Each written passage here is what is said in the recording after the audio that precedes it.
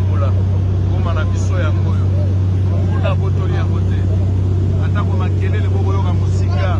bato bakokanga de part et d'autre. C'est vrai monguna aza na motema nyonso ya likolo akoluka mpa botola mboka etika nga na rassure bino FARDC azosala mosala oyo elongo bali azokunda na lolengo ya kokunda bapesi bango bamoyen bapesi bango esengeli mpe bazokunda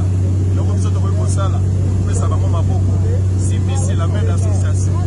kolabore na bango kopesa bango bainformation yango esengeli kote balonga parce que bituma makasi balonga yango na information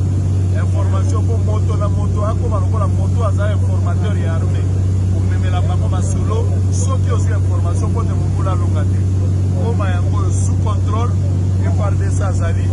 tozali awa likolo ya lak tokotambola mpona tononga nzela likolo ya mai totala situation ezali ndenge nini ti tokozonga esika bato bazali depuis la ville de Goma sur le lac Kivu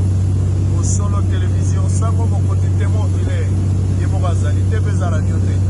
kovanda na Nyangwe te kovanda na Bandal te kovanda na bar te ozomela masanga et tu fais des commentaires sur la situation de Goma bato ya Goma d'abord baa makasi mais boyebaka ke mongula mpe azocreye psychose